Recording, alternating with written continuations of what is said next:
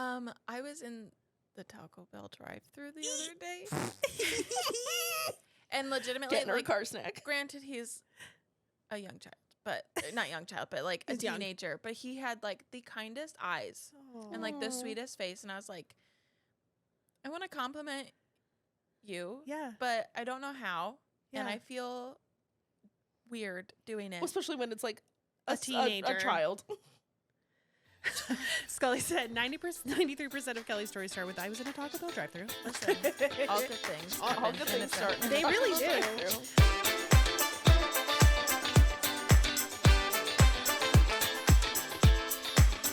I feel like every time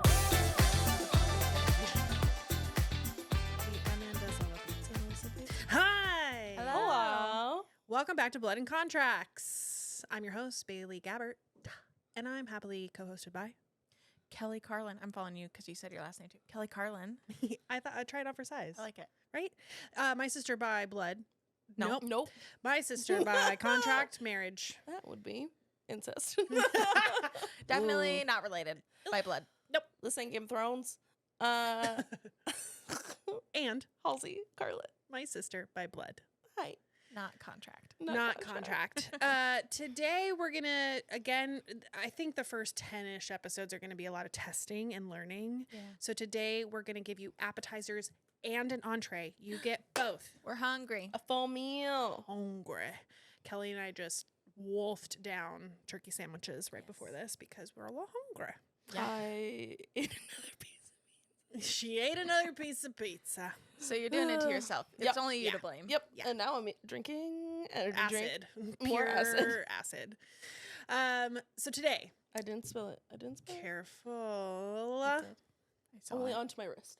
in the chair. You dripped it on the chair. Dripped on the chair. Oh, fired. Don't tell me.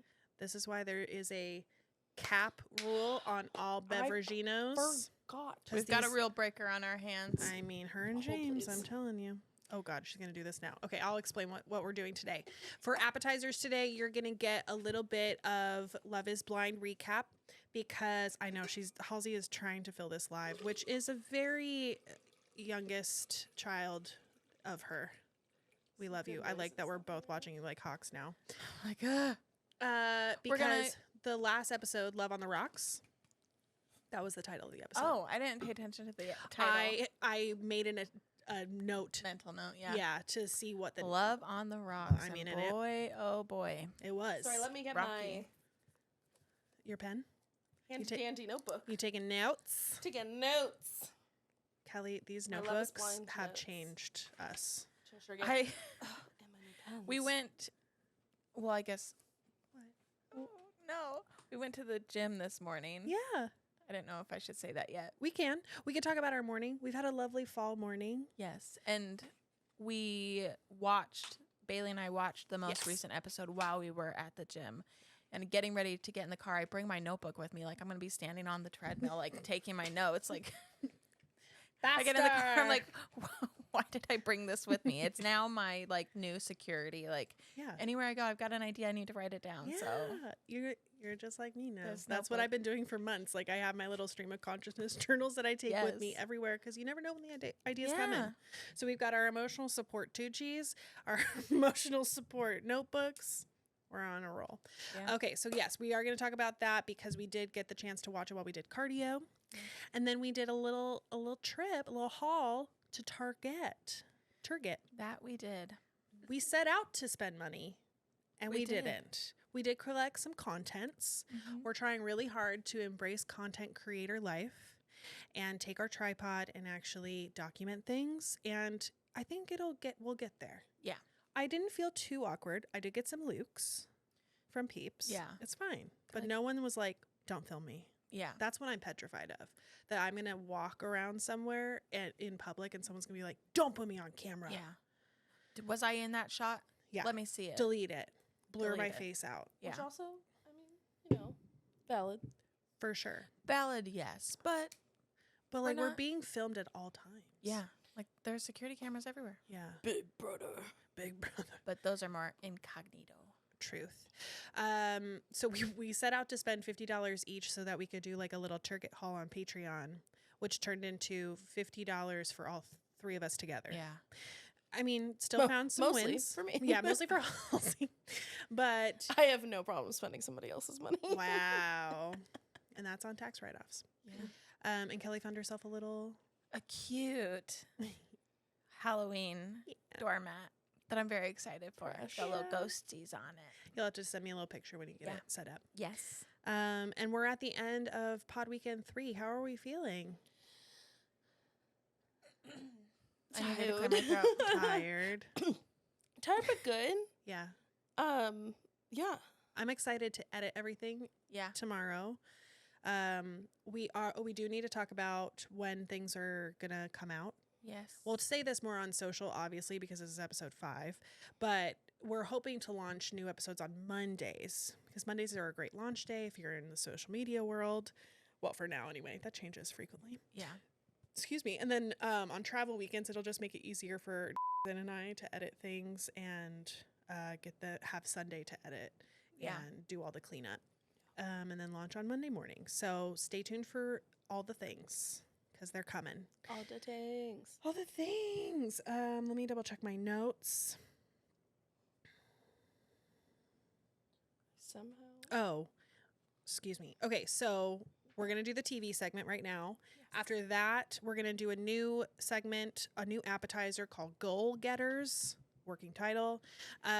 Part of what we were excited about the podcast for, no, you're fine, was that it would give us opportunities to go do stuff in real life when we're not doing the podcast, give us reasons and more opportunities to do activities and events and go do stuff together. But it also, for me, is giving us a chance to work on stuff in our private life and then have the podcast to use as like an accountability coach, accountability moment. So we're going to talk about our handful of goals that we each want to work on.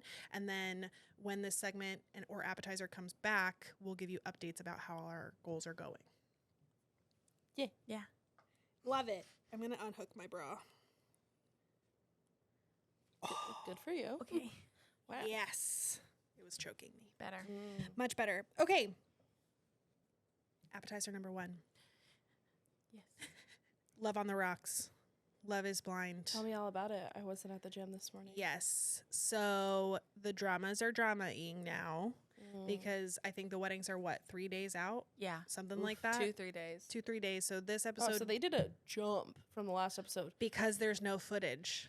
And that, did you feel this way? This episode was so boring because they only had like 5 things that happened. Yes. And I kept thinking, this conversation is the longest conversation I've watched. And then I'm like thinking, because on the treadmill, I'm like, okay, this is torture. Literally. I was like, I need a break from this. Like, I'm over this date. I'm over this conversation. Like, let's move on to it. But also then cut to, we take turns between the couples. Yeah.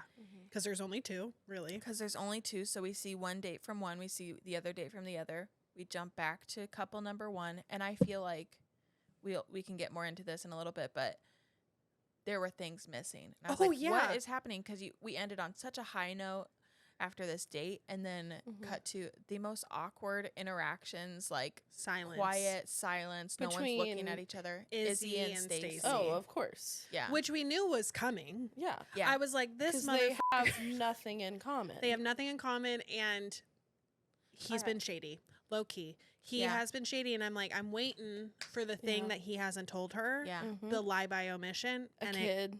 Not that dramatic. I will say her reaction to the shadiness, a little much. Little over the top. But not shocking because it was money related. Yeah. And as we know, Miss Stacey is very worried about her finances. Yes. Yeah. And the potential of what her husband's finances would be. Yeah. And once her man do you think it's debt? Oh, it's debt. It's debt. According to how he pronounces it, debt. He did. What was that? I'm in debt. I'm in debt. I wrote a note, and I just wrote the word debt, and I capitalized the B. Yep. Debt. Dipped. I also said, I was like, what? I wrote just a random thing about Milton. I was like, nerd burns, because he has the best nerd burns, and he's the only one that thinks it's a burn because he's the nerd. I love it. Yes. I also wrote because I literally could care less about him and Lydia because it is just a nightmare and a half watching them try to communicate. It's literally like watching someone from two generations try to have a conversation. Because it is. My only He's note, literally Gen Z. my only note for Milton is 24.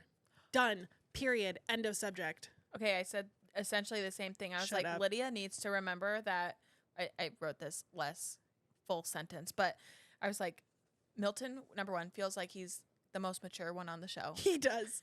He really does. But Lydia needs to remember he's only 24. He's literally only 24. So she's getting so upset about the dishes in the sink, his towel not being hung up. I'm like, Miss Ma'am, those are habits that are going to be broken. But, and I No. think she might be feeling, she is feeling a little regret, but all the things that she's frustrated about, she already knew that they were going to be things that she would be frustrated about because she knew his age. Yes. And she knew, like, these are the things that develop in your 20s as a man, Yes. especially, and Yeah. living alone. He has a roommate. He would be learning these lessons with that roommate if he continued to be Yeah. just 24 Yeah. and not try and get into a marriage. Woof. Okay, so let's talk about the Izzy situation. Yeah. Okay. He has bad credit. That's basically the shadiness. He has bad credit and he had a debt, this is so sad, of $3,500 in college. That's like nothing. Nothing. But That's how much debt like I have. if I have more than that. I know, amen. And I didn't go Yeah. to college. yeah, I don't know if I he just have did credit either. cards. Did he? I feel like I don't remember, I to don't be honest. remember I've either. blocked out I a don't little think bit you of have what to sell it. I mean, you don't have to sell insurance. Exactly. And he worked in sales before, so who knows? But I don't think I think her reaction is wildly off base for the amount of debt / the bad credit. But two things are at play in her favor. One, lie by omission. He had plenty of opportunity in the pods, out of the pods, with her parents, without her parents. Like, it's been 3 weeks since you left the pods, dude. You had plenty of time. Wait, so how do you know he has bad credit? So they talked about it. So he is at least admitted that much. Well, not No, really. She pulled it out of him. yeah. They were like getting gas or something, and she was like, "Put it on the credit card." And he was like, "I don't have a credit card." And How she's do you like, not have that conversation? Yeah, but also like, okay, he doesn't have a credit card. So That's what? not the end Bigger of the fish world. to fry. Okay, but a girl who wants private jets, Yes. please. Yeah. That girl. We're not paying for that with Yeah. cash. No, she only exists in credit cardville. Like, I get it at that age. Granted, at I his would love to age see her debt level because of the house, but daddy's paying for everything. You freaking know it. yeah. And that's What is her other job other than the she's Pilates she's a project manager or something like operations manager. for one of her whatever dad's that means. companies? Yeah. Probably. I mean, she clearly makes good money, and she bought that house, and she's renovating it. She is also very much in her own financial security, right? So she's expecting her partner to be at that level of security To match it. right? Yeah. And she's given him too many opportunities to either tell her what his worries are financially or tell her his financial past. And he, from the conversation, it just sounded, I hated that he kept doing this, like, but it's not that big of a deal. And like, I did tell you when he started to like do the workaround Yeah. sentence, and she's like, you say a bunch of stuff, but it doesn't really mean anything. Completely agree. Yeah. Completely agree. But she also does the As exact well. same thing. Yeah. Exactly. Well, then what I was thinking too, like if I had to have that conversation with someone, I would want to do it in the pod so I didn't have to look at their face when I said it. Like, make Exactly. it so much easier. But this goes back to they were the couple that stayed on the surface. Yes. And They- it was all physical, Sexual. Yes. conversation. Yep. And he got turned on by her and kind of just rode that high the entire time they were in the pods. And she Yeah. also kept saying the getting to know me and the doing the deep stuff will take time. So she kind of put herself in that box of Yeah. like, well, you said you didn't want to talk about really hard, big things when you Yeah. can't see me. So now we need to talk about the hard, big things. Mm-hmm. However, why are we waiting until 2 days before we're getting married for this to come out? Yeah, that should have been So early do they on. get to the end of the aisle and then say whether or Yes. not they're actually getting married or not? Yes. Yeah. Basically, the I do's turn into do Do you you? or do you not? Mm, Yeah. Yeah. harsh. So, based on the footage, I still think our answers are right. I think that she will, I don't know. Doesn't it kind of look like he's going to say no now? Is he? A little bit. right? In the edit. In the edit of the wedding episodes that are coming out this week. Yeah. He's walking away at one point, and she's kind of And walking she's after him. Following him, yeah. But I remember one episode that I watched, I think of maybe last season, Yeah. where the one person's family was way too involved Oh yeah. and like I pulled know what you're her talking away. about. Like pulled her away to like have a conversation Yes. while they're at the end of the aisle. Yeah. Yeah. Well, and she's trying to talk to him and like, hey, can we just like clarify some things and like get Yeah. on the same page? And her family's like in the middle of it. It's like, Yeah. okay, Her brother. let them. Yeah. Yeah. Specifically, her brother is like all up in his face and Mhm. like Yeah.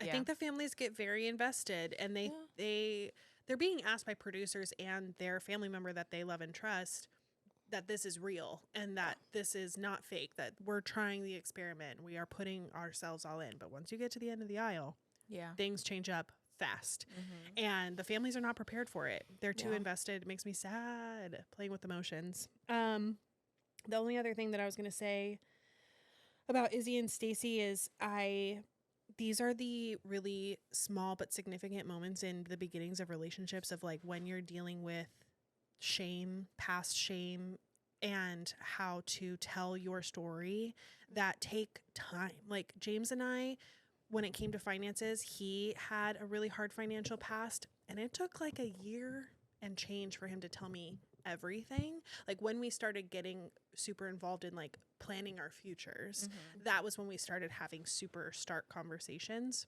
Mhm. I couldn't imagine trying to solidify and have those conversations and solidify that part of your relationship when you only have known each other for Yeah. less than a month. Yeah. I had very similar thoughts too, because like they're having all these hard conversations or trying to have all these hard conversations, and it's like however you answer this is make or break. Right.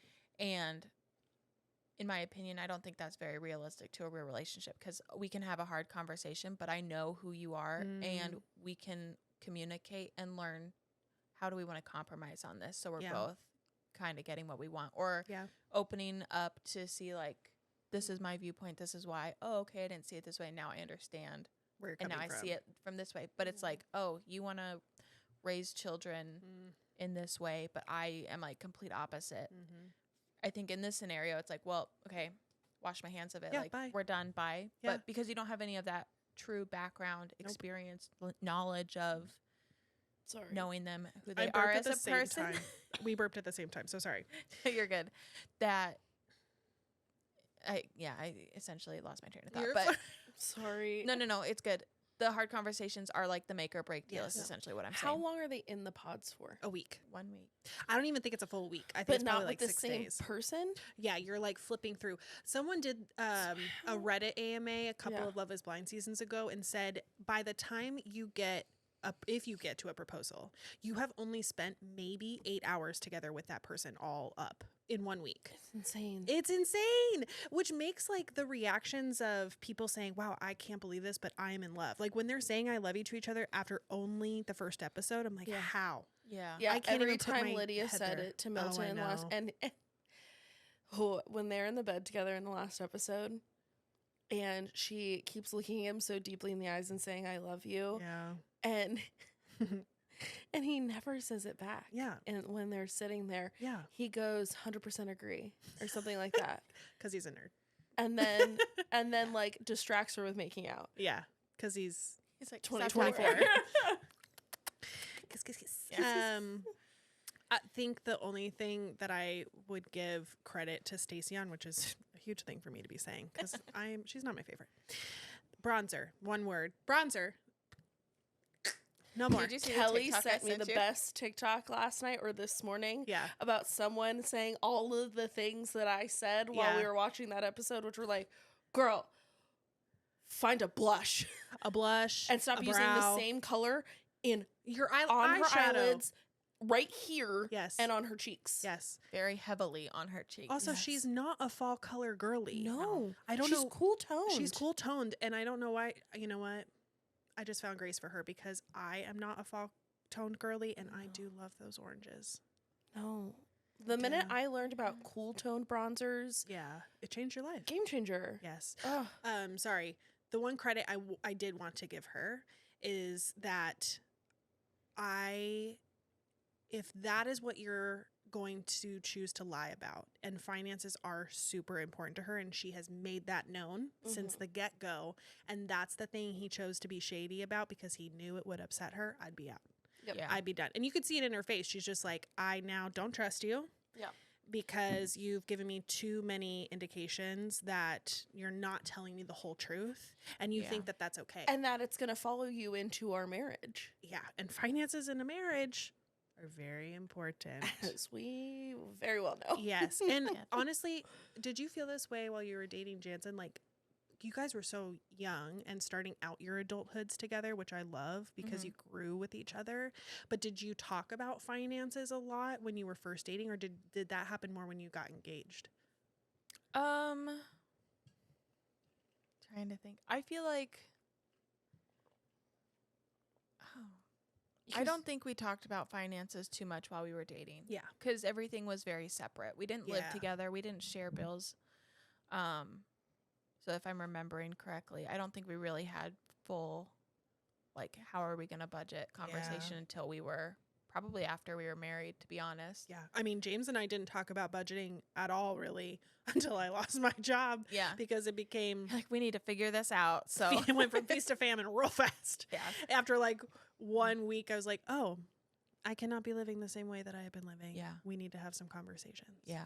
Now we're budgeting like a boss. Yeah. Well, and I think too, also, like, when we first were married, money was a lot tighter. Yeah. And so it was like pretty much paycheck to paycheck. Yes. And so then once we had a little bit of extra income, it's like, okay, now what are we going to do with it? How are we going to spend it? How are we going to save it? And I think it's taken us this long.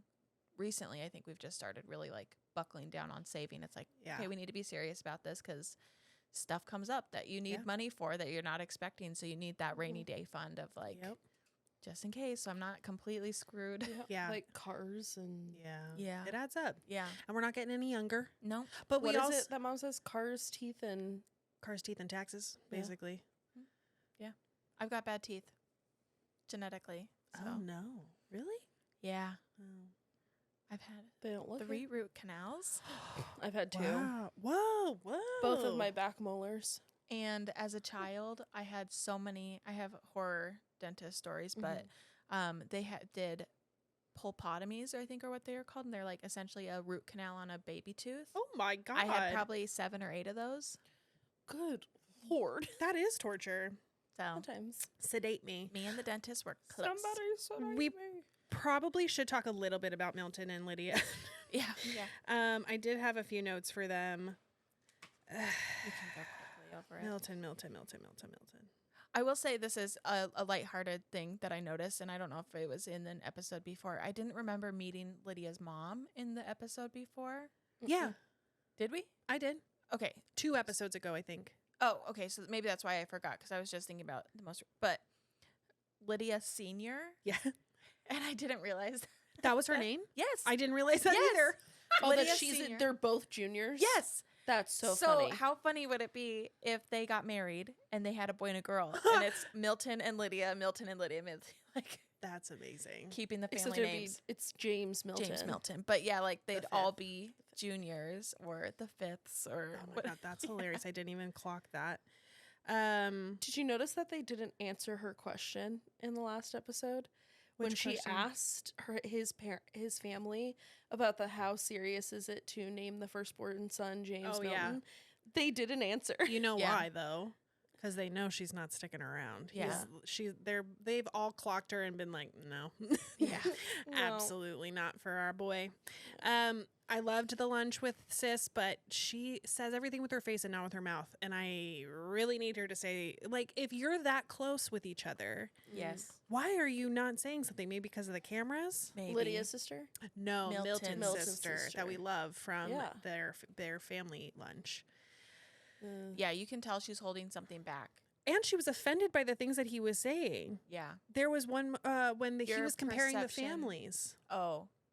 When he's comparing the families and saying it went better than I expected, but it basically like it was what it was. And she was just like, "Well, our family's cool. Like, what? Oh, and he was talking about how passionate her family is and how emotional they are and how together they are. Which is valid to want that. Sure, but like, especially if your family is obviously not very affectionate. Totally. But I looked at his family and saw affection in a different way. Like, I saw protective affection and really wanting to like get to the root of who Lydia was and like not get the scripted answers from her and really push back. And I feel like that is an affection in some way. And it makes me, he's 24. It makes me sad that he doesn't see that of his family. He's very much in a 24-year-old male mindset of just like, I know myself. Yeah. And he even said, like, even if you guys were all against it and I was for it, like, I'd probably still do it. Yeah. I feel like at that age, all the men that I dated at that age are, like, still in their 20s. They were just so overly confident and no one could tell them differently. Yeah. And that's all the vibe that I was getting from that lunch. Yeah. The server during their dinner. His hair. But also, he kept staying forever. Yes. With the champagne. Yes. He like dripping the champagne into their cups. Can we Google server from Love is Blind episode 9? I don't know if anyone else. Season 5 episode 9. He took his sweet time serving them salads and champagne in the clips that I honestly, because they don't have enough footage, they had to show the full conversation, and it was so awkward because he came back with the salads and she started yelling at Milton while he's plating the salads. Lydia's yelling or the sisters yelling? Lydia's yelling during their date. I did see a TikTok actually with it. Dang it. We'll try and maybe I can pull it for a cut down.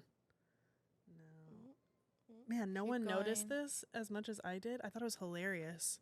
Oh, well. Yeah, I saw a TikTok that was like Lydia's, I don't even remember what it said, Milton and Lydia's dinner, and they gave us this. And it's like him like walking because he's got like this silky, luscious hair. Yes. It was very emo hair with a swoosh situation. It was hilarious. Yeah. It was good.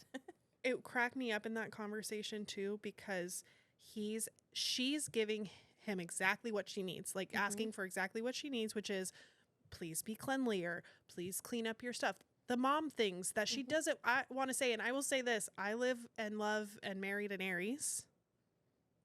And I am a Virgo. And we are polar opposite signs, especially when it comes to living situations. James is very cleanly. But when we first moved in together, he would leave stuff everywhere constantly, leave things open constantly. And I'd come in and I'd shut all the things, then I'd clean up all the things and then reset because I'm a big resetter. Yeah. And then you start to resent. Yeah, for sure. You reset. Yes. And it took like a year of us living together for me to say, hey, hi, I have feedback. I have notes. I got some notes for you. And you know what? James does great with notes and lists. So that worked out in our favor. But their relationship, Milton and Lydia's relationship, is way too young and new that her giving feedback comes off as she's momming him. And constant nagging and critique. Yes. Like nothing is ever good enough. Yeah. And he's so headstrong that he's just like, I don't care. Yeah. I don't care. And that's his 24-ness of like, I don't really care if your living space isn't the way you want it to be. But you don't understand like when it is dirty like that and you're not that way, it creates so much anxiety. Yeah. And the fact that you're choosing that as the thing to stand hard on. That's of like, the hill you're dying on. That's the hill you're dying on. That is so young of you. Last note about them. He apologized if he hurt her emotions or whatever at the end of that date instead of for hurting her emotions. I hate when people apologize with if statements because you know that you did do the thing, so you need to say that you are sorry for doing the thing. And he said, I'm sorry if I upset you, something like that. And clearly she walked away crying from the dinner and went to go like take a moment. He didn't come after her, didn't go try to do anything off camera. He ate his food and waited for her. She gets back and says, he puts his fork down. Thank you, Milton. And says, I'm sorry if I hurt your feelings. And then picked up his fork and started eating again. Jesus. And I'm just like, at least you could have said, I'm sorry for hurting your feelings, because that would at least validate that conversation. But no, can't even do that. So that's a mess. Do you still think he's going to say no? She's going to say yes? I'm on the fence about I him now. I think they're both going to say no. You think they're both going to say no? Oh, interesting. I think Lydia's going to say yes. Oh, I do too. That girl is But I ready think to we're go. going to She just ask wants to be Milton married. first. Yes. Oh, yeah. So, For sure. we'll see. Well, that was our Love is Yes. Blind recap. But one last thing before we move forward. So this segment we want to kind of turn into like a club of sorts for books, movies, TV, podcasts, like anything media that we're intaking and interested in that we want to share with you guys. So with the end of this portion, we want to talk about the books that we're currently reading or that are our goals to read for Yes, I was October. going to say, this is part of my goal. Yeah, and you guys both have like spooky, fall-y kind of books. Kelly, you want to go first? Sure. I have A Darker Shade of Magic, which I found by you. Me. You did a book talk on this. I did do a book and talk I was on like, it. this sounds like a good time. It is. It's by V.E. Schwab and is a series. This is the first of the series. I loved it because it's very reminiscent of Harry Potter in that she created a whole world Yeah. and it's being made into movies now. Oh, I Almost. gotta get reading. Almost all of her books right now are currently being adapted into film or movie. Really? Yeah, she's like, she's living the dream life She's right in now. her bag. She is getting her bag. Yeah, fantastic book. There's a pirate girl in it, and she's a badass. And I really love the way she writes about their version of London, Mm-hmm. because it's not really London, but it is London. Yeah. And I love London, so it's a good one. Yeah. I'm Ho- excited. Me too. Okay, Halsey, what you reading? Murder. Murder. This one, there's a great little bookstore in Phoenix, and it's literally called Books. So this is it. It looks like I got it at Target because it definitely still has the Target sticker on it from whoever donated it. But it's called Sticks and Stones by Michael Hebert, and it's set in. Parts of it are set in like the 1970s, Okay. and then the rest is set 15 years later in like 1990. Ooh. Yeah, Both great decades. both great times. And it's about a daughter of a detective who she then also becomes a detective. 15 years prior, her dad caught and killed a serial killer, Ooh. or who he thought was the serial killer. Ooh. And now, and for 15 years, no more murders happened in their small town in Alabama. And then 15 years later, when she's a detective, bodies start showing up again Oh, no. with the same exact MO and calling card and everything of the serial killer. Kind of like, who's the killer that they just caught in the East Coast? The New Jersey. New Jersey. White collar yeah. architect. Yep. Interesting. Slayer? No. Nope. I don't He had a know. name. Anyways, it was very similar in that Yeah. one decade it was going on and then all of a sudden it stopped. And Yeah. then recently it started back up again and they were able to catch him. Yeah. Super cool. Got Okay. sloppy. And then you bought one when we And went then to we Target. went to Target today, and I got this one, and it's called The Brothers Hawthorne. There's nothing more Hawthorne than winning. Oh. It gave me Grim. Knives Out vibes. Knives Out. Yeah. Oh, yeah, I could see that. Yeah, I can see that too. That looks like a good time. It does look like a good And it's time. 20% off. And it was 20% because Hey. Target loves a 20% off sticker on They new do. books. They're just trying to get people to read. They really are. Yeah. So I Oh, and this one is by Jennifer you're Lynn good. Barnes. thank you. Okay, well, please be reading and then give us Yes. updates because we Yes. want to recommend things to y'all. I'll try to read this more than I do fan fiction. Thank you. I am a crazy avid reader. Always have been. Currently I am doing that ADHD trope of an audiobook, a Kindle book, and a physical book. Yep. I just finished The Fourth Wing by Rebecca Yarros, which everyone on TikTok and their mother on Book Talk is reading this book. Delicious. I heard it has some interesting spice. It does have some nice spice, I will say. A little bit of a fan. However, do not recommend reading the spice while driving. Oh. Makes for an awkward drive. Yeah. Of just Okay. like, is that every? I have very dark windows, but I just felt like people were looking at me and they could hear me, Oh, no. like hear what was happening. I'm like, oh my, okay. The next one comes out in November. I already pre-bought it for The audio- cover, looks like Hunger Games to It me. is very Hunger Gamesy. The love triangle thing is this exact same, where her best friend that she grew up with now sees her in a different way, but she doesn't see him in that way. But the bad boy, but the bad boy, delish. I might need to It is. It's watch very it. Hunger Games. So it is. watch it, read it. Dragon College. Dragons. I'm really selling it for you, aren't I? Yeah, Dragon College. that's gonna be my next book, maybe. Maybe. I gave Or it a 3 book on the stars side. just from an entertainment factor. Yeah. And the audio version was very legible, readable. I'm not a Ate it up. huge fantasy reader. I like fantasy. I enjoy watching fantasy. Same. But I'm not a huge fantasy reader. Like, other than like Harry Potter books, or like I didn't really ever. Like I remember when the Aragon books got really big. Yeah. I tried so hard to get into it, and I absolutely couldn't. Oh, Scully just reminded us of a Stephen King book called Fairy Tale. James and I read that on Audible because it is the longest book. I highly recommend it for Audible. It was amazing. So good. I would actually watch a film adaptation if they ever made one. And I don't really like Stephen King. So is it not his usual like horror? No, it's adult in that there is violence in it, but I don't know, it was very good. It was a world building book too, so you kind of got to learn a little bit about this fantasy land. Yeah, very rich storytelling, lots of character development, and lots of I detail. read a lot of realistic fiction. You read a lot of modern fiction, right? Yes. Yeah, I do too, but never really enjoy it, and I always forget what it was about the second I'm done. Really? I read a lot of like slice of life books that are like, just not so much coming of age anymore, but yeah, some of those. Yeah. I loved a friend of mine because I had like stopped reading. I used to read so much, especially in high school. Yeah. I was reading, 2 books a week. Like I was devouring books. Yeah. And then after high school, especially after I dropped out of college, like I didn't really have, I don't know, any desire, and I didn't have a reason to be reading books, like I didn't have a school assignment or anything like that.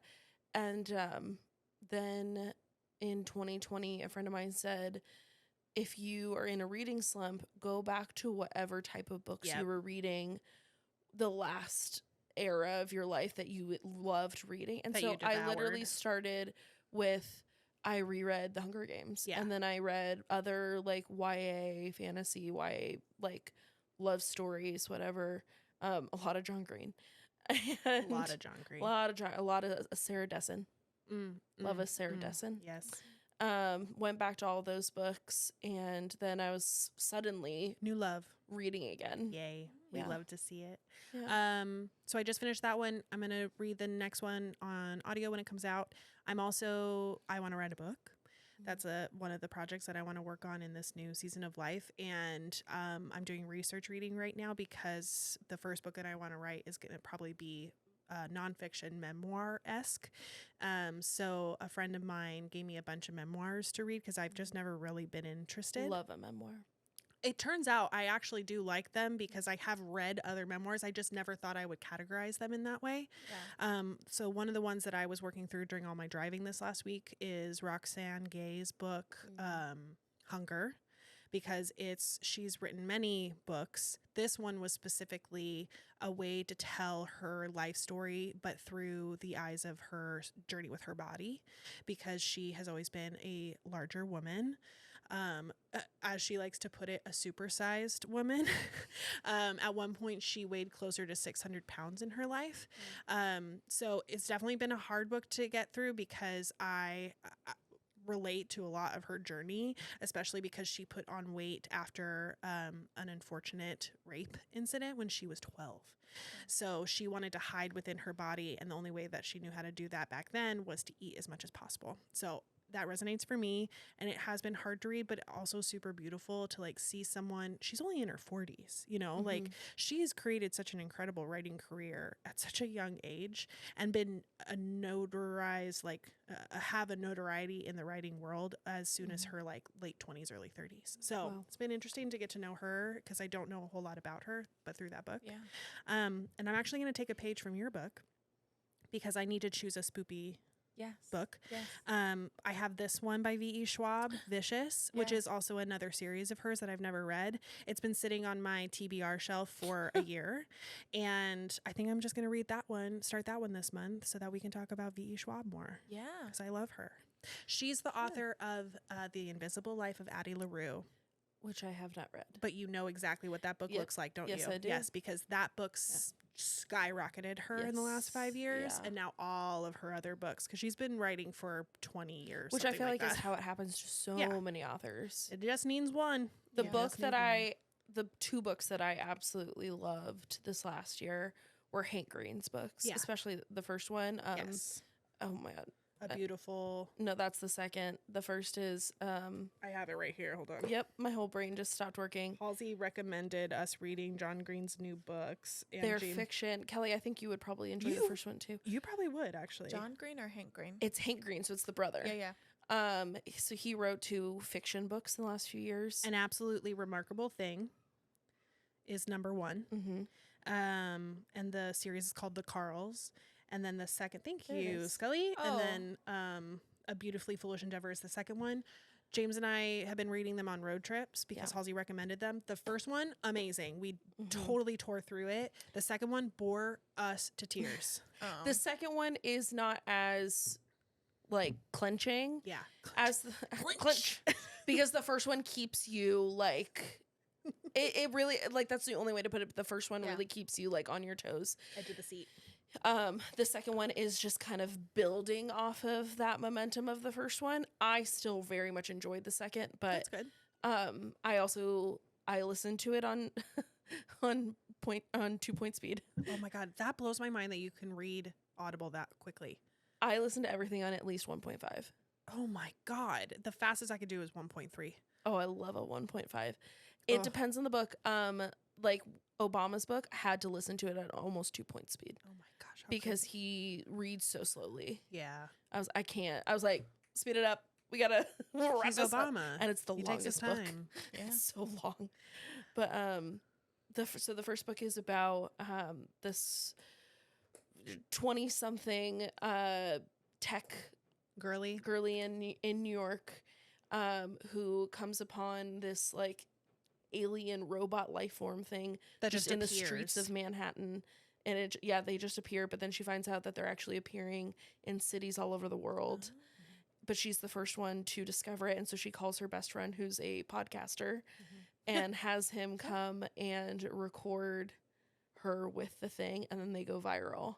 And so it's about so much of the underlayers are about like the effects of virality and social media and quick growth or perceived quick growth, and how she suddenly becomes the spokesperson for something she had nothing to do with. Yeah.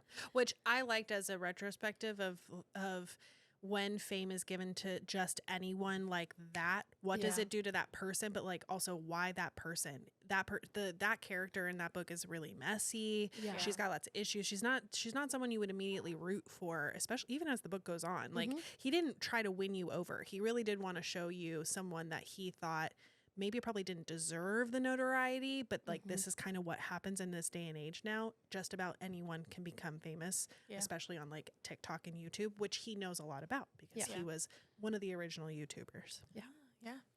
It's interesting. It's very interesting. I also loved the ways that he adapted that concept into the second book. Yeah. Because it is the continuation of the first, and it's I think I was looking for more edge of the seatness continued because it was going to be the last book. There's only 2. Yeah. So I was thinking, well, you got to go out with a bang, right? Yeah. You're not going to like pull us through this slowly like molasses. That's exactly what he did. Spoilers. Spoilers. Okay. That was our Clurb. books. Clurb Media. Book Clurb. Media Clurb. Yeah. Clurb. Working on the title. Okay. Multimedia Club. Yikes. Sound like a bunch of teachers. Nerds. The other appetizer we want to try out is Goal Getters. So Kelly had an interesting way of opening this up by kind of doing another retrospective. That's the word for today. About who we were 10 years ago and who you thought you would be 10 years later. And how that's affecting your goals. And because now you've had at least 10 years of adulthood to kind of say, oh, Scully just tried to Scully named our potential media, what is it called again? Pulp pie? Pulp pie? I don't That like sounds a little porn adjacent. I'm not going to lie. I don't like it. I don't like the word Kelly pulp. says no, so that's what goes. Because for me, my goals 10 years ago were very different. And I thought 10 years later, they would all be achieved. And now that I'm 10 years into the future, I would not make those same goals if I could go back. And I'm okay that a lot of them didn't get realized. So, should I go first? Sure. Is that helpful? Yeah. Okay.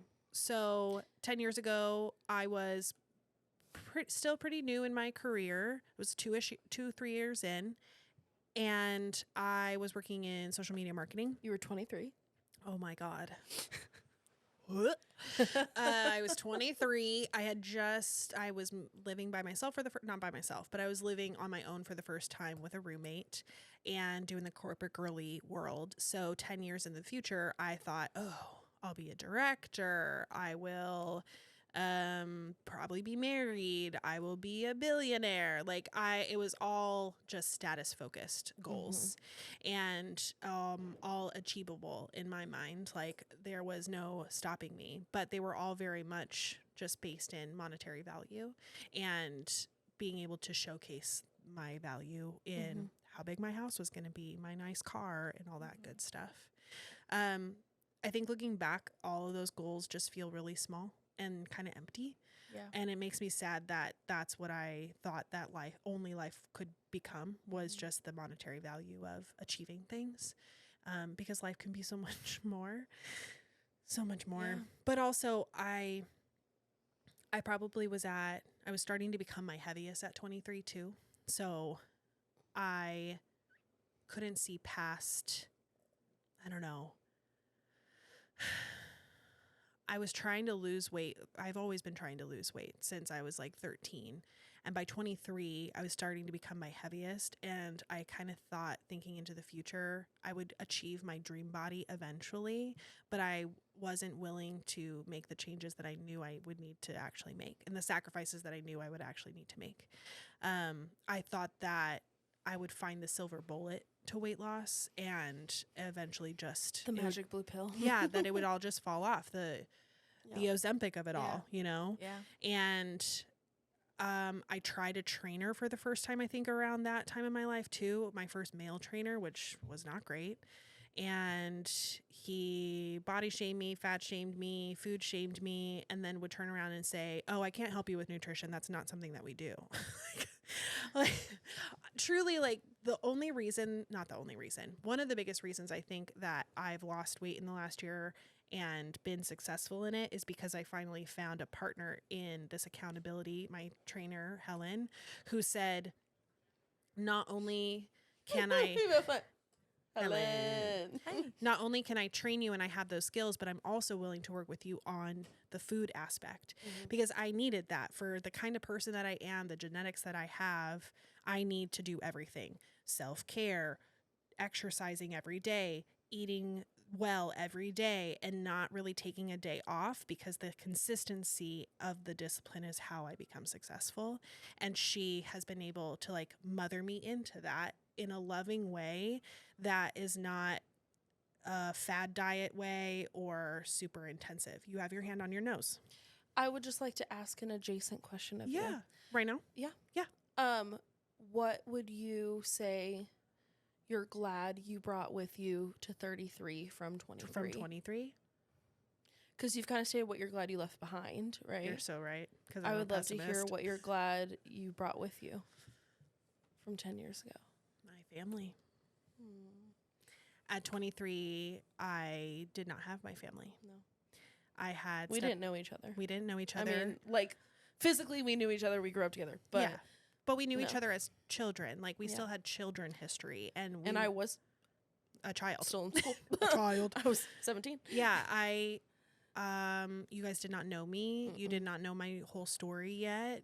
A lot was still being pushed under the rug in terms of my trauma history and past. And that was being hidden away from my Can you family. believe it's been almost 10 years? I can't. Isn't that crazy? We'll talk about this someday, Yeah. the trauma story. But by we keep teasing it. yeah, it's gonna be great. Uh, My family did not know me until I was almost 25. Yeah. And at 23, that was probably some of the darkest years of my life because I was so siloed away from you guys because we did not see you a I lot. could not handle it. I could Yeah. not come to the house anymore. Yeah. So yeah, I have my people and I have Kelly now too. Like that's a huge thing. And now I have James, and that was not something of importance to me at 23. I was very self-absorbed and very like materialistic in that that's all that was important to me, and very single-minded, super selfish. I still think I am a very selfish person. That's why I don't want children. But back then, only me. That's why I put on all my weight, because I was only focused on how I could appease all the pain in here and make it feel better by being self-absorbed, eating my way through it, and becoming a workaholic. So thanks for asking that question. Yeah. That was really cool. So that was me 10 years ago. Kelly, I think you should break us up because we don't need 2 Carolines in a row. No offense. Who was I 10 years ago? This was my question, and You I'm were like 20. I was 20. I was still in college. This is a fun question for you to answer because you've just finished a decade. Yeah. And you're going into the next new decade. And it's like, Yeah. I think growing up, I thought that I would always be married super young and I'd be a mom super young. And I thought like 21, 22, 23, I'd pop out some babies. wow, and then really? By 23? You did do one out of the 2. early 20s. Yeah. Yes, I got married. Yeah. Good job. And that's good enough for me. So, Crushed it. You're like, wow, this is a lot of work. I think I'm good. yeah. So, I mean, I was in college still though, having fun and always with people and having a good time. I don't know. Being a lope. Being a lope. Yep. Good old GCU. And I was just trying to finish school so I could get married and like live that out. But I wasn't at that time dating anybody, so had to work on finding that first. How were you dating back then? Were you dating at all or just going to school? Mostly just going to school. I didn't have any like serious relationships in college. I like went on dates with people. From Tinder mostly? A lot of group dates. Only Tinder. Tinder, really, yeah. Wow. Not from school. No. Well, Have the you- GCU dating pool back then was also Yeah, it's grown. rough. It's grown. It was smaller. Have any of you met so you have never dated someone organically, like met someone out in the world and then gone on a date? I mean, high school. Okay, that still counts because I didn't date until I was 25. Got so yeah. I mean, like I had a boyfriend in high school, Yeah. and like we were in class together. Like we knew each other. You saw each other from across So. the way. Made eyes. No. So organically outside of high school, Did you camp. Yeah. I heard Oh. Does that count? Did you date someone from camp? Went on A date? a couple dates. Yeah. We're- That we're totally friends. counts. Yeah. Yeah. Love it. So there was that. Camp pressure cooker though is a lot. Oh, and girl. everyone was in everyone's business. So that. it Camp was like marriage. you were under a microscope, and I Oof. think that got to me. Yeah. I was like, I can't. Everyone's too pressuring Yeah. of me. Especially because like you are the camp kid. Yeah. Like, you Yeah. are, Almost like a PK, a pastor's kid, right? Yeah. Like My dad you was were. a pastor. True. Yes. So you were a Before. PK. Yeah. Pastor's interesting. kid, camp We were director CPKs. kids. So yeah, I couldn't take it. I was like, you know what? Everyone is giving me too much of their opinion. Like, I'm just going to say no. And at that point, I mean, were you a teenager when that was happening? I was in college at that Okay. point. So 19, 20. Why were we having, I think it's church culture, but like, why were we having conversations like that at 18, 19, 20? Yeah. I don't understand the pressury conversations about church relationships and how deep it got Yeah. so fast. I'm like, are we really talking? Like, this is a drama. This Yeah. is Well, and like we had grown up together. Yeah. We knew each other very well. And so then it was like, oh, there are some feelings. Do we see where this goes? Yeah. No. But So it I just pose didn't work the out. same question. What are you glad that you left behind at 20? And what are you glad that you've brought with you to 30?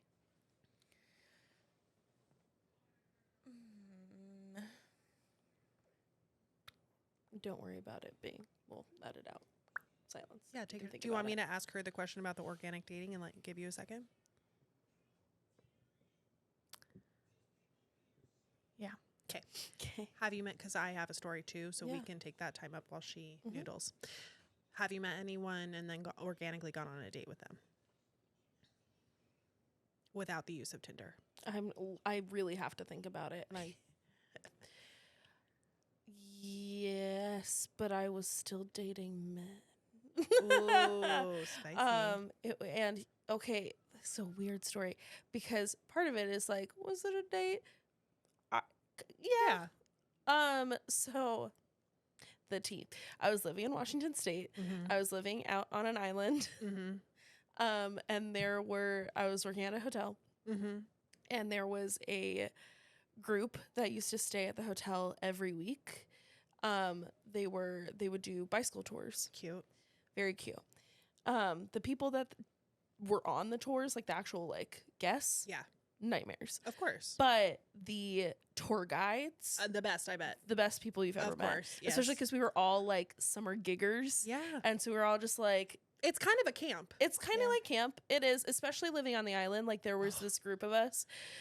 It was also the summer I turned 21. Oh, yeah. So I don't remember a lot of that summer. It was also the summer that I first started partaking In the plant varieties. in plant varieties. This was 'Cause also I was the living summer. in Washington State. We should give this context This because I is think the it's summer common. we got close. This was or the summer started Halsey getting and I closer. started getting close, but the only reason we were getting close is because she was on the island and living with my ex-boyfriend's mom Yep. for a place to stay for free while she worked on the Well, island. no, I was You paying rent. paid? Yeah, I paid rent. Shut up. I mean, I was paying $200 a month, but I was She was charging you $200 a month for rent? Yeah. I never knew that. yeah, no, I was I paying thought she rent. was giving you a free place to stay 200, 250, something like that. Yeah. for one room. I mean, I had a bathroom and a room, and That's wild. Water Dude. She and- did not need that money. That's insane. no, she didn't. But I also didn't want to live there for free, and I was making bank Well, for that's kind of you. 21-year-old me. That's very giving of you. I still managed to save like A good chunk.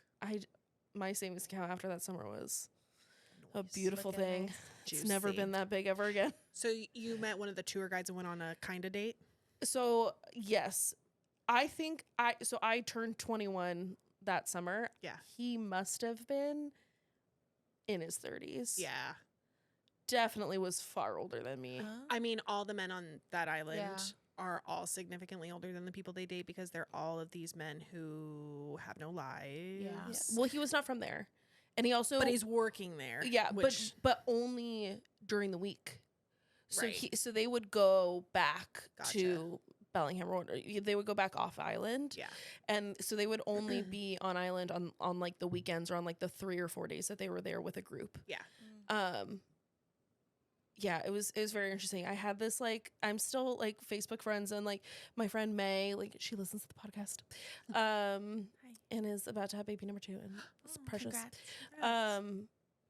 We're still very much in touch and like Okay. and talk a lot. But we had this little ragtag crew of like people who weren't from the island Mhm. and who were mostly just like there for the summer or there for like I was there for 6 months. There for a good time. There for a good time. And there was a great little dive bar Mm. that did karaoke on Wednesday nights. Yeah. And the one Wednesday night that I didn't go, this was Chris Pratt was still married to Anna Faris. Yeah, because he lives on the He island. lived on that island. That's where his massive property is. Mhm. Interesting. And the one Wednesday night that I didn't go to karaoke, He went he there? showed up and sang with everybody. I've seen him Oh. multiple times. It is Yeah. the strangest thing. Oh, I would see him from across the street, yeah. and I would just be like, Wandering around. Hi. because this was right at like the beginning of the Jurassic Park Oh yeah. explosion It was Oh. at the beginning of when he started getting really hot too. and the Guardians end of his of the divorce, Galaxy. and the end of his marriage. Yeah, the end of his marriage. Yes, Gotcha. yes, Guardians of the Galaxy era. Anyways, answer to the question? Or do you want me to do? I kind of got lost in your story. So what was something that I am glad I left behind? What's Yeah. something I am glad I took with me? Yeah. Glad I left behind. I think that mindset of like, I have to do this all young to be of worth of something and like to make my life mean something. Yeah. Do it fast. Be Yeah, successful get fast. it done. Yeah. And I was like, I'm going to be a young mom. I'm going to get it all done, whatever. Yeah. And now I'm like, we were talking about this earlier. I'm like, if it happens, it happens. Yeah. But like, if it doesn't, I'm really okay with that. Exactly. And I'm happy. So, But also, you bring up a great point that I didn't even think about. Because I too put a lot of this pressure on myself that in my 20s, I needed to be X amount of successful so that in the rest of my life, yes. I can just continue to be more successful. Yes. And coming out of my 20s, I now realize, wow, there's actually like a lot of life to be lived. Yeah. Why am I rushing all of these things? It's why I'm so excited for this season of my life, because I want to make mistakes and break things and move fast and challenge all of the stuff that I put on myself in my 20s and the expectations that I had for my own life and what it should be. All of them literally meant nothing. It was things that I was only putting on myself and no one else was doing to me. Yeah. So why do I need to continue to do that in my 30s, 40s, 50s? Like, Yeah. I want to live a long life. So I need to break up the successes. Yeah. Because they can take longer than what I'm used to. And that's okay. Yeah. Well, and I think too, like what you said, like they kind of felt like empty goals in a sense of, and I think it was because of the pressure I was putting on myself of like, this is what I'm seeing other people are doing. Yep. So I need to do that too, to fit in and to, Especially coming from small Church. town, small town, Church. church, camp, all the things. So many layers. that circle, like everyone was getting married 18, 19, Yeah. and then having babies. kids Yeah. right away. Yeah. And Crazy. I don't know how you guys did it, because year one of marriage, if you have a baby in that, God bless. God because bless. My marriage probably would not have survived. I mean, my best friend dated, engaged, married, baby in a year. Yes. And That was fast. they had it. That is so fast. It was not what they chose for themselves, but it is what happened. And she will be the first one to say hardest years of their marriage were the beginnings, because they did not sign up for that, Yeah. but they did it. Yeah. And I think It would've they been have a very beautiful relationship now, but I think it was because of those years of marriage, right? Like they learned a lot about each other really quickly. Yeah. But it's not what I would choose for myself at all. Right. Yeah. If it happened, Cool. would have rolled with the punches and said, let's figure this out. Sure. But it didn't. So And we're okay with that. I'm We're also thankful for great. that. So yeah, what I wouldn't take, or what I'm glad I left behind is that mindset. What I am happy that I took with me, I think, I'm trying to think because I'm also very pessimistic. So Same. I think my willingness, during that time, because I had moved out of small town and was now in the real world a little bit more. So, opening of my eyes and around me taking in, I think I'm appreciative that during that time I was very open-minded to the people around me and not judging people for whatever their choices, I think that I'm thankful that I got the opportunity to learn about other people and I'm still learning, and There's a willingness. yes. Yeah. So I see I'm that. glad that I took that with me. Yeah. Love it. I also would say, I mean, I didn't know you at 23, but Yeah, you did. I did. Yep. 10 was years married. ago? They got married when she was 23. No? No? I'm Okay. 30. I was Duh. 20. Yep. 20. Sorry. I didn't know you at 20. Yeah. We're there. We got it. Yep, We're we're there. together. I didn't know ET you at phone home. 20. I don't think you would have said yes to something like a podcast or trying out something so abnormal back then. Yeah. I think you probably needed the last 10 years of knowing new things, meeting new kinds of people to say yes to something like this, right? And I think figuring out who I am a little bit more. Yeah. I'm still trying to figure it out, We but are. I Everybody think I know is. who I am more so, and I think I'm more comfortable in myself now Yeah. than I was at 20. 'Cause I was just trying to figure it out. I was just trying to get through school and live my life. So Love it. yeah. Hi. Do you want to answer the question, or do you want me to tell my organic dating story? Yeah. I don't care either way. Go ahead. I'll be fast. Okay. Okay. We met at a gym. Choices. Choices. Just kidding. He gave me a tour of the gym because he worked at the gym. He kept making like passes, like touching my arm, which was sweaty because I was working out. Like it was a free workout. And I was like, this guy's just being weird and he's trying to make a sale, because I had already grown up in gym culture my whole life. Like I know when you're trying to make a sale. Mm-hmm. I didn't end up going to that gym, which hilariously enough was a 24-hour fitness. And 3 years later would then meet my now husband, who also worked for 24-hour fitness. For Not a the same very guy. long This was time. not the same guy. He got my phone number out of Ooh, the that's customer service creepy. pack. Yep. And probably also Ooh. against all of their moral All of their contact rules. codes. Yes. Called me. Hey, I wanted to see if you were planning on coming back to the gym, if you wanted any more information, like how's your week going? And I was like, oh, no, I'm good. I signed up for like this fancy athletic club back then. And I was like, I'm going there. And he's like, oh, ooh, bougie, love it. He's like, great. So then now I can ask you to go on a date with me. And I was like, pardon? What? Because this man, And he was so fine. So fine. hey, listen, if I know anything from dating men for 10 years, do you know who loves a chubby girl? Gym bros. Yeah, gym bros for sure. They love a chubby girl because Yeah. we're a work in progress. Oh. Listen, You're like, I see potential. I said it. So I was flattered. I had never been asked out before In that way. in that way, Yeah. organically. You saw me at like my sweatiest, yuckiest, and you said, yeah, that one. I was like, okay, I Yeah. would love to pump up my ego a little bit more. This was not the married one, right? Yes, it was. Ooh. Thanks for spilling that tea. Sorry. We went on a date. She didn't know. I didn't know he was married. To this day, honestly, has not been confirmed or denied. But we dated for 3 months. Oh. It was the most erratic, psychotic 3 months of my life. Because this was the right after the breakup Yes. with the ex-boyfriend whose mother I lived with. Yes, the island boy. Yeah. I had found out he cheated, and then he broke up with me because that's how low my self-esteem was.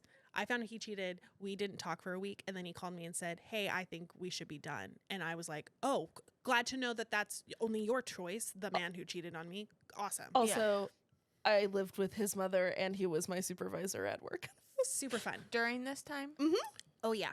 Oh. And I very quickly moved home. Yeah. You're and like, then that's my cue. everyone on the island found out that Yeah. this was all going down. And for It some was reason, brutal. took his side. Oh, yeah, well. Oh. Classy. Count. Anyways, Oop. erratic 3 months. Mm-hmm. The lies were constant. He was always keeping You me never saw his guessing. place, right? Never saw his place. That's the first red Red flag. flag, numero. And uno. Red flags. There were many times where I was supposed to go over to his place and And then hang he out, and then he canceled. would cancel, or he would find different excuses. I'm like, this And just the isn't love real. bombing with this man. Gross. The love bombing But- of like gifts. Top 5 sex. Oh. I'll just say that. Oh. Little ears. He worked for like another company as his full-time job, and because he didn't have a life or friends and he was living in Seattle where he didn't know anybody, he got a second job at 24-hour fitness. Yeah. And towards the end of our ridiculousness, he was lying to me, saying that he had quit 24-hour fitness so that he could spend more time with me. And I walked everywhere. I walked home from work past his 24-hour fitness with my friend, and we saw him working one night. And I was like, cool. So I called him and left a message and said, that was the final straw. You're clearly at 24-hour fitness and you're working when you just told me that you weren't. If you're lying about something that's small Yeah. Mhm. and insignificant in 3 months of dating, then I'm good. Yeah. This is done. Come to find out after the fact, I knew he had been divorced. Then I found out, nope, he's still currently married, has a kid in another state who's in high school, and he moved back there. Oh. So I'm pretty sure that he's still married and never told me that he was still married. And then I would get these, they stopped about a year ago, maybe a year and a half ago. I would get these texts every once in a while from different numbers that would say, you were the one, or I messed up. It should have always been you. Like, Oh. every 6 months or so, Yeah. for the last 5-ish years, I would get those random, and I swear to God, it's him. Creeps me out. Yeah. Gross. Like, Don't can you organically please date. lose my number. Yeah. This is an ad for Tinder. Seeing as they both met their husbands on it. Halsey, now we're back to you. Hi. 10 years ago, I was 17. Oh, wow. I had. That hurts. I was the fall of my senior year. Oh my God. Oh, and this was the year that you didn't know you were going to graduate. Oh, yeah, no. 3 weeks before graduation is when I, like, found out Sorry. I was graduating. Because before then, Question mark. was not putting in a lot of effort. I was the bare minimum was Yeah. what was being put in. Also, yeah, life was falling apart at home. I was very much in the closet. Little bit. Yep. Yep. Yep. I was. I mean, I guess putting on a lot of weight that year. Yeah, that was probably the year I put on like the most like like weight in a short period of time. That you had, like, did you feel like you put on more weight than you had ever put on weight Yeah. previously before then? And more than I've even now. Like, even though I'm now kind of like, it's been gradual. Yes. Whereas then it was like literally within Overnight, a year, yeah. I had put on so much weight. Yeah. Because I was literally like basically doing nothing.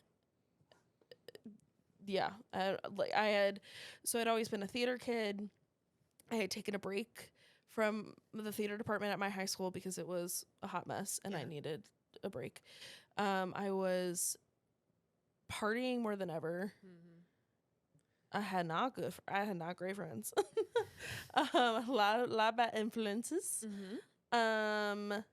I was church. Well, and that was I was living two very different lives. Yeah. I had church Halsey and I had school Halsey, and those were not the same person. Was that the first time that you started splitting, not your personalities, but where you were distinctly choosing to split your worlds? I think that was most of high school, but definitely very much senior year was two very different people. Yeah. Especially because senior year was when I was like serving communion at church and starting to be more in leadership. I was on our youth leadership team for the high school ministry. I was still babysitting a lot. I was doing youth ministry, all of that. Yeah. Still very much just trying to have any identity. Yeah.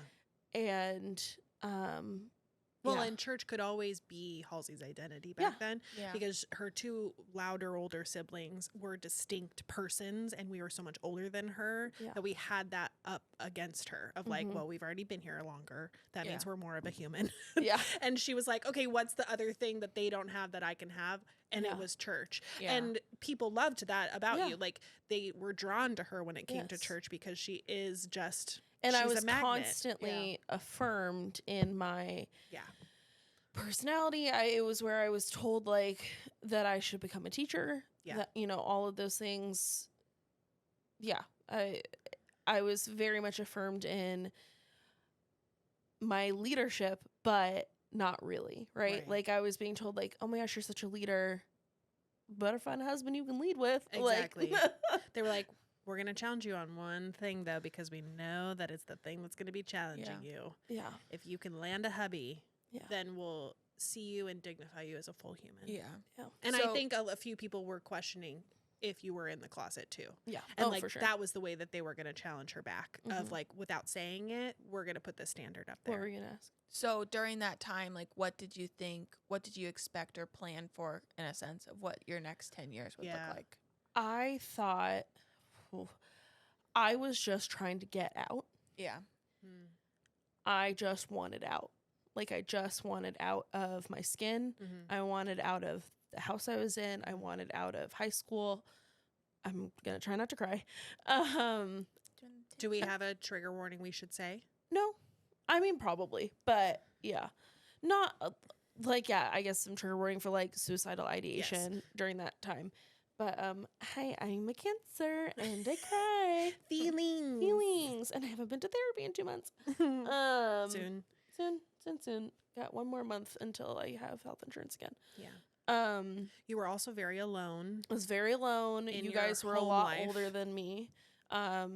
You were 23 and Jansen was 21. Yep. And also he was living at home, but on and off. He was working though. Yeah. So Yeah. Yeah, and things were very intense in our house at that time. And so I was looking for just like any escapism. I literally got involved in as many things as possible so that I could just not be at home. Do you think missionary work was going to be your ticket out? That's what you thought? That's why you kind of leaned into that? Yeah, and it also, so becoming a missionary, one gave me an excuse of like, well, I'm not finding a husband anytime soon. Oh yeah, go back to our, so sorry, I have Jesus. So sorry, I have Jesus. I purity ring, Jesus. Yeah. I'm married to him. Married. Yep. Nun mentality. I distinctly remember our father Oh no. telling me a story of like, I think he was trying to give me like hope. Oh God. But in did the exact opposite. He was like, that sounds about right. he was like, oh, I have this friend. She didn't get married until she was in her 40s and they met in the missions field. And I'm like, I don't want that to happen. I don't want to be 40 and getting married. Like and I was still doing that comparison of like that. Yeah, I still find myself doing it sometimes where I'm like, at 27, my mom had 2 out of her 3 children. Yep. And was very married and like had all those things. And so I was still, even though like in the back of my head dealing with the closeted stuff, in the forefront I was doing the math of like, okay, I gotta get married within the next few years. Like if I want to be a mom by this age, like the same thing you were doing. Yeah, I think a little bit of that similar in youngest child. Mm-hmm. Our siblings are 5 and 7 years older than us. And so my mom was having me, the youngest, when she turned 30. So like this was like something I kind of had to get over this past year. Yep. My oldest sister got married when she was 21-ish, give or take. I don't remember math. Early 20s. And then my other sister was 19 when she first got married. Yeah. Ish. Around that time. Yeah. So like young. very young. Very young. And so that same with me, I'm like, okay. Do the mental math. Is this the standard? Yeah. Well, and I would literally do the mental math of like, okay, I want to be with my person for at least this long before I have kids. So I have to get married by this age so that we can be together for this long so that I'm having kids by 25 because I want to have my first at least by 25. Insane. Okay, I just had a realization for myself. Yeah. Because I've never been maternal. I always hated babysitting. Yeah. But I've literally never thought about the math. I've never done math I did work it for years. No. I did that math. Never in my young adulthood, because I've always been told like, oh, you'll want kids when you get older, and you'll be a great older mom. Like, no, the older I get, the more I'm like, no, thank you. No, But yeah, I never grew up doing the relationship math. I honestly didn't get interested in dating until I moved out of Arizona because I was like, no, thank you, none of this trash. Yeah. I'm going to leave. So I thought I was gonna settle, marry a nice boy from church. Yeah. Do the ministry life. Yeah. Do it the right way. Do it the way they wanted you to. Do the way they wanted me to do it. Yeah. Be the pastor's wife or the missionary wife or whatever that looked like. Right. And get the little taste of female leadership in church, which is never true leadership. Get all my gold star stickers. Yeah. Pat on the back. And my pat on the back. So what did you take with you and what did you leave behind? Yeah. Well, I left that closet back there real Yeah, you left the closet real hard at 25. Slammed the door behind you. Slammed it, set it on fire.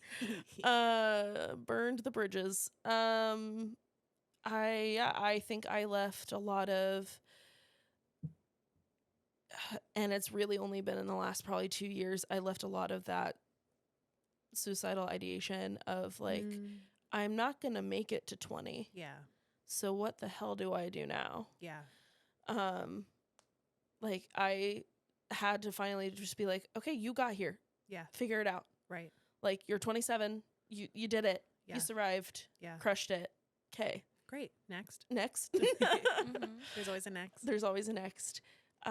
Because and we've talked about this before, of like, I could never see past 21, 22. Like, I just, like, getting older, even now, like, I still don't see myself Neither do I. as an old lady. Like, I can't even I can't comprehend wait for it. Yeah. Cannot wait to be Oh, the woman in Starbucks this morning. Yes.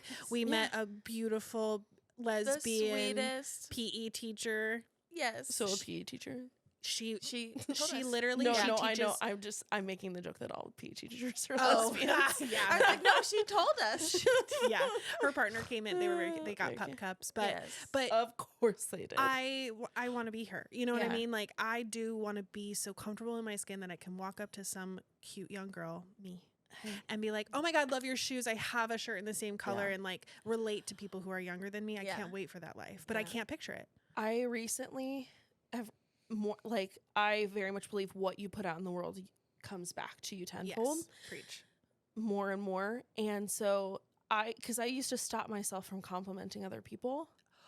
Was I just talking to you about this? I Like, don't I know. want to compliment more people out loud in our daily life, I don't random know. strangers. I was in the Taco Bell drive-through the other day, and legitimately, Getting her like, car snack. granted, he's a young child, but not young child, but like a He's young. teenager. But he had like the kindest eyes and like the sweetest face, and I was like, I want to compliment you, Yeah. but I don't know how, and Yeah. I feel weird doing it. Well, especially when it's like A teenager. a child.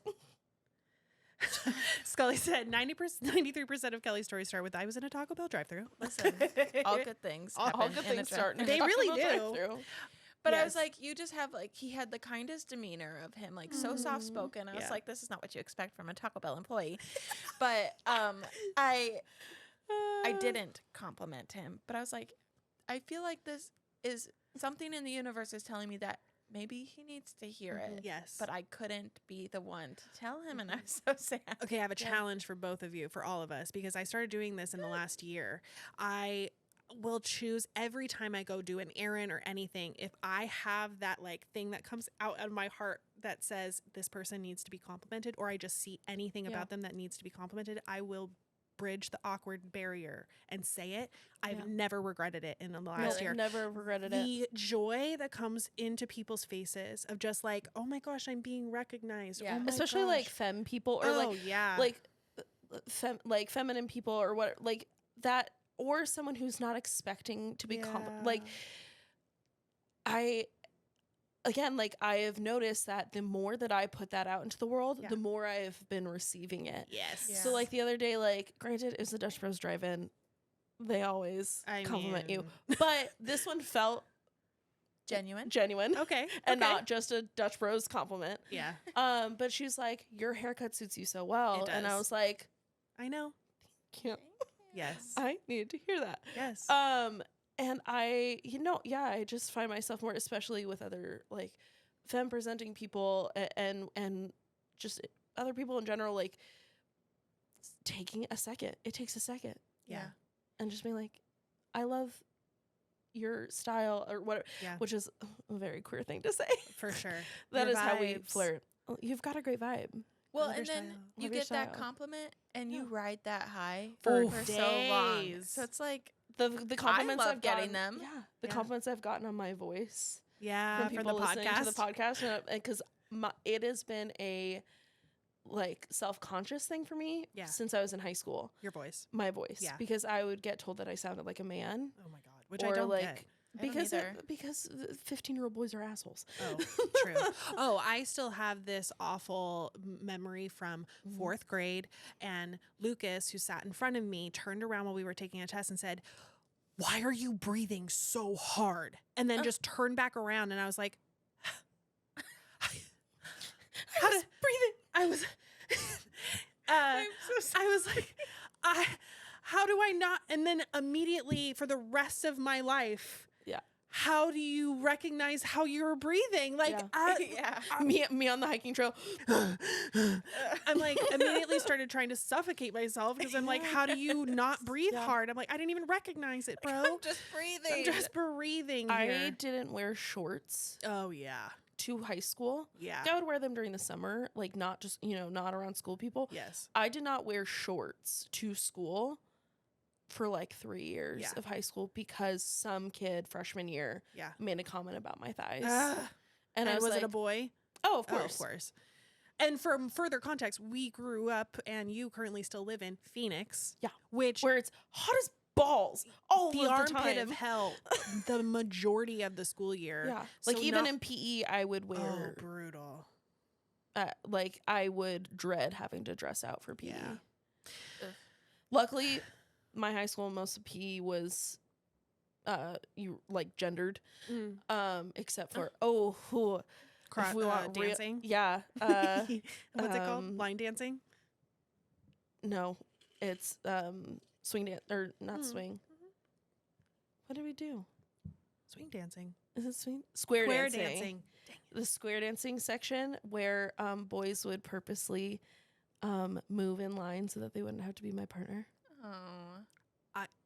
I feel like every boy does that. Honestly, More often than not, I will. my partner for square dancing. Yeah, it was the coach. Love. How fun. Who also would call me Bailey, even though that. she literally had not had Bailey as a student for. I mean, we look very alike. I know, but it was so annoying. Let's give her the benefit of the doubt. Anyways, okay, so did I even answer that question? You did. Of what I left? Okay, You did. What I took with me, what I left. Okay, absolutely. Okay, so for goals, what are you thinking you want to make a goal? Should I go first and kind of give some parameters? yeah, Sure. Okay, so I did a couple of goals in different categories of my life. One that I've been talking to you guys about, but not on the podcast, is that I really want to develop an iPad tracker and design it with Kelly, And a planner. Because one, I'm an iPad girly. I have iPad girly friends, and we all love iPad trackers and journals, but none of them are really doing it for us. Yeah, they're all missing something. So I want to get really strategic about how we design it, but I want to design an iPad tracker / journal that is based on the consistency and discipline lifestyle that I've built for myself. Yeah.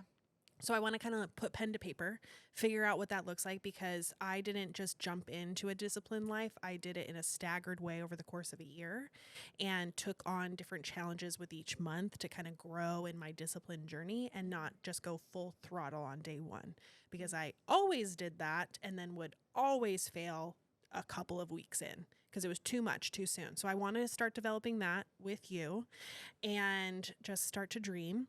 I, of course, want to continue to build up Virgo & Co., the startup, and all of our projects, but mostly Blood and Contracts, and really just delve into content creation. So that's a huge goal getter of mine, both for myself and the three of us. Today, we went to Target and we made some content, and I've never done that before. I have never taken a tripod with me anywhere in public and said, let's film. it was a handheld one. It was very cute. Cute. It was a little odd, but I think I can get used to it. We're not going to go David Dobrik style. I can't, no. But we'll get to a place that makes sense for us in our own version and style of that. Yeah. For the weight loss aspect of my life and health and wellness, we kind of talked about this in the last episode, but I'm ready to start like the next half of my journey, which is the next 70 pounds, because I've already lost 70 pounds and I want to lose another 70. So I'm getting reinvigorated with Helen, my trainer, and we're just kind of going down on the next part of this path. Helen. Every time she shouts it, I look at the camera. Helen. So those are my goal getters for right now, and I'll keep you in the loop in future appetizer segments. Kelly. So my goals, I should probably write them down so I remember them, but we'll just do that when I re-listen to this podcast. When we listen for the edit. Yes. So a couple goals for myself. Getting back in the gym. I think I today was the first day I've done it since Go mid-July. with me after work. So Oh, I didn't know that. yeah, that's why I was like, I'm really okay to just walk on Yeah, the treadmill. I walked in and I was like, I am only going to be walking today. Yeah, I was My like, body can't do anything so else. I have not been back since Wow. before Colorado trip this past summer. So getting back into the gym, and now that things are semi-ish slowing down, maybe kind of making time for it though. Yeah. Birthdays are done. Birthdays are done. September's done, thank God. Trying to put like a number because I like to have like achievable or measurable is the word I'm looking for. Yeah. Minimum 3 days a week, I think, to start just to get back into that. Doable. So getting back into the gym. 1, 2, another. Do you want to go with me after work? Well, it's We kind can of talk. far. No, well, no, I know. I would meet you one like halfway. Let's talk later. Anyway, sorry. 2, I'm sorry. Reading. I'm trying to get Yeah. back into reading, and so I'm picking this book. So my goal in my head is minimum like 10 pages a day because I feel like Ooh, if okay. you just That's very attainable. I get like, oh, I want to read like this whole chapter, and like then I get stuck, and maybe I'll keep reading, but like Yeah. at least do 10 pages a day. Are you going to do, because I'm part of my reading journey has been to de-techify my space when I'm reading, because if I carry a book and a phone together into a space where I just want to read, I will be on my phone, Yeah. hands down. Same I probably need to do that too. Yeah. You gotta just old school it, Yeah. you know, like a little women moment. Yeah. You just gotta pick a chair and put the phone on the other side of the room. And set that time aside for Yes. it. Mhm. Make a, Fun. so reading, gym, Gymming. and on the social media aspect of things in these next 6 months, like really working on figuring out my own style of how I want to do things and present my ideas to social media and have fun with that. So Love. those are my goals. Love your goals. Your Hi. turn. Hi.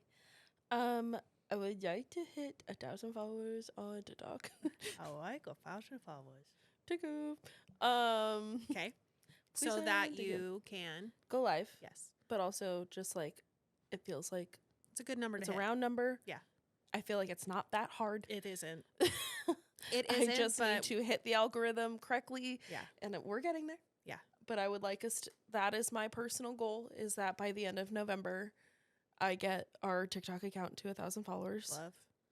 Want to see it. Yes. And we talked about this weekend in some of our serious business talks about daily posting and the fact that all three of us are going to be pouring content into one handle. I'm super excited about that. So Yeah. I think that's achievable. My soft goal is end of November. Yeah. My hard goal is by the end of the year. Yeah. Same. So Great. Growth on social is part of my like Yes. side goal getter. So I love that. for me, it's like very specifically TikTok. Yeah. I feel like that's very much like where I can contribute Yes. in our Mix. mix. Yeah. Like I'm not super into Instagram. Like I use it for stories and that's about it. Yeah. You'll see, like, if you follow me, you see my feed. I post in my feed Oh. once a month, maybe. Oh, really? That's once more every than like me. once every like 3 months usually, Okay. if not less. I think Kelly's going to Um, be our Instagram girly. I love Instagram. Yeah. In Yeah. college, I would post almost every single day on my feed Whoa. for a small period When of it time. first started, Oh yeah. Hella I posting. used it a lot. Yeah. Yeah. I got the majority of my Instagram following, which is I've lost thousands of followers since I started working at Starbucks. Fun fact.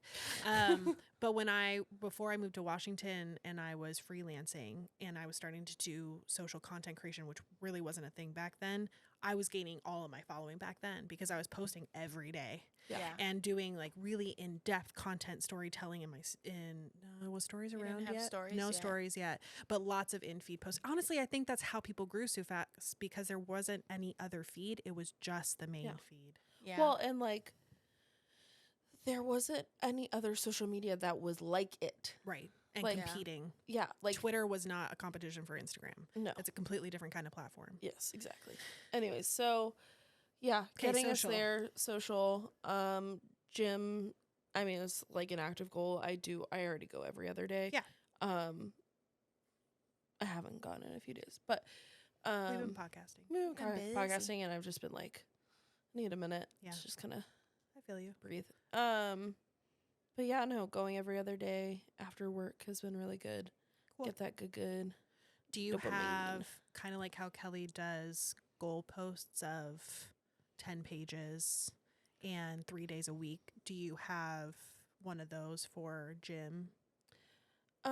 Not. I mean, I think the 3 days a week is kind of What you're sticking to. kind of what I'm sticking to right now. Okay. So we do this thing with work where like we have biweekly meetings now they're weekly for our departments. And you have, they're called rocks. Yeah. And so with your rock, are you off track, on track, or completed? Uh-huh. And so I feel like that one is my like, that's on track. Okay. Yeah. I like it. One of the pieces that I have for gym things is seeing how my endurance progresses. Yeah. So I've been doing a bunch of stairs for the last few months to try and break through this plateau that I've been on. And it's definitely helping. But the thing that I've noticed the most is my endurance in stairs. Like I used to only be able to do 30 minutes at level 3. Now I have to do the majority of the 30 minutes at level 4 because my heart rate won't get high and how high I need it to get. Yeah. So the more time I've been on it, the better I've been able to progress in that way. Same goes with like weight training. The Yeah. more I weight mean, you mine can is handle. usually my rule of thumb is usually I can get my rings back on. Ooh, that's a good one. Like, I yeah, haven't- because you like non-scale victories and Yeah. So pins. mine is like I have like certain clothing items that like when they fit a certain way, Yeah. I know that I'm hitting those goals. yeah, that's great. When my rings fit comfortably and I always swell during the summer anyway, so I don't. yeah. This is when I start wearing my rings again anyway. I just don't really wear them during the summer. Yeah. But yeah, when I can comfortably get those back on, yeah, I don't know. I've been talking a little bit. I mean, this is like a whole other like body conversation. Yeah. Of looking into some weight loss stuff. Okay. Support. Like Or like surgery. Like Oh, wow, potentially okay. like some medical Yeah. assistance. Yeah. Okay. Just because Ozempic? no. Really? No, more like A band. a band. Yeah. Yeah. Okay. Because so much of my stuff is portion linked and to find a way to get my brain Yeah. to make the connection of Yeah. like how much I actually need to eat. Girl. I think I need Yeah. help. Yeah. Well, I think it's the getting started of it all. Yeah. When your issue with food, not issue, but like it's a battle point for me. Yeah. Portion control and feeling full and acknowledging and realize when I'm full was the hardest part Yeah. for me. And without someone telling me this is as much as you can eat, now take a picture of it and send it to me, I needed that much teaching. Yeah. I just know that form, like, God bless Helen and the work that she's done for you. Yeah. But I know I've done accountability diets Okay. and lifestyle changes. Yeah. And I know what it mentally does to me, and it's not fun. Okay. Like, it's not a good time. I get that. Yeah. I will say on an Ozempic track, the people that I have talked to that have been on it, because I haven't ever been on it, it's supposed to turn off that aspect of your brain. Yeah. The portion and the need to feed, Yeah. it quiets it, which I've never had that voice be quiet in my life. I think my problem with that is that I'm already on mental health medications. It would mess with it. And I don't want to mess. Like, I'm Yeah. on such a good balance with my meds right now. Let's not mess it up. I'm not messing with that. 100%. So looking into the, like, Other ways. Yeah. Yeah. lap band stuff and thinking about that. So Thank you for sharing that. Yeah. I didn't know you were looking into that. yeah, it's just kind of been within the last like few weeks. Yeah. Kind of looking more into it. Okay. Especially after the hike Mom and I did, Yeah. where I was like, yeah, it was We're on rough. day one. Yep. You were on day one. Yeah. Okay. Yeah. On Thank that you for your goals. super positive note. Okay. Our tangents. Yeah. We covered a lot of ground today with the appetizers. We're supposed to do an entree. That very But much we- felt like an entree. It did. It was was a juicy. good Maybe we question. just changed the entree to goal getters was the entree today. Yeah. And we'll turn it into a set. Kind of like how we Kelly and I talked about reality TV for like a solid 40 minutes in our last episode. So this goal getter was the beginning of that. And on the next time that we talk about this segment, it'll probably be a little bit shorter. Yeah. A little shorter. Okay, closing convos, calls to action. What is our homework today, kids? Share, engage, subscribe, reply, watch all of our videos in full.